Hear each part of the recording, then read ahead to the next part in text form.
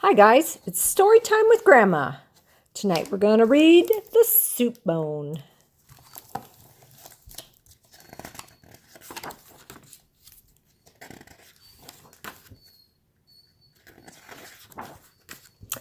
A little old lady lived on top of a hill. It was Halloween. She loved that night, but nobody ever came to visit her on Halloween. Her house was too high up. The little old lady felt lonely, and she felt hungry, so she put some things in a pot.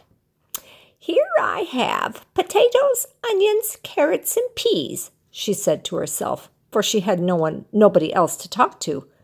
"But my soup is thin. I need a good soup bone." She looked for a soup bone. She opened cupboards and drawers and peeked onto shelves. A soup bone, where could one be?" she said to herself all the while. There was no soup bone, not one. She looked outside. She looked under the lawn furniture and behind a tree. She found a lot of things, but no soup bone. So she began to dig. A soup bone, where could one be?" she said to herself all the while.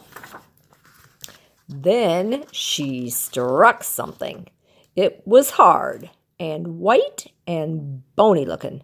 "A soup bone!" cried the little old lady. She clapped her hands and sang and danced a little dance until the bone jumped up all by itself. It was lots of bones. It was a skeleton. The little old lady stopped singing and dancing. She began shrieking and running, for of all the things in the world, she was most afraid of skeletons.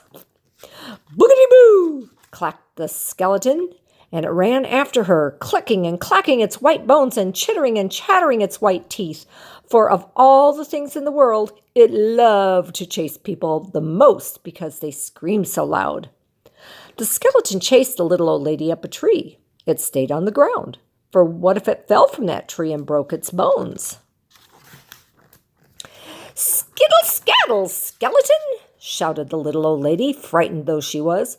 "Why, yes, ma'am, lady," the skeleton clacked loudly. "I'll just skittle-scattle into your house." And it did. It looked all around. It smelled something good. "Soup," said the skeleton to itself, for it had nobody else to talk to. "Soup will taste good. I have not tasted anything good in years." So the skeleton sat down noisily, clickety-clack, clickety-clack, to eat that soup. But, woof, woof, the skeleton stopped eating. It began running all around, clickety-clack, clickety-clack, for of all the things in the world, it was most afraid of dogs, because they bark so loud.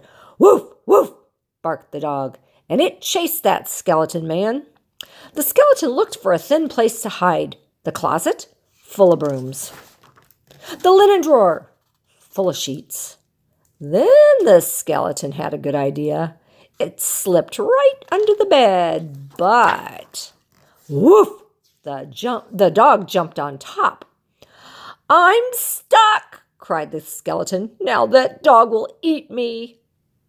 Its white teeth chittered and chattered, its white bones clattered, and it was very scared. Then the little old lady stepped out of her Halloween costume. She peeked under the bed and said, "I will not eat you.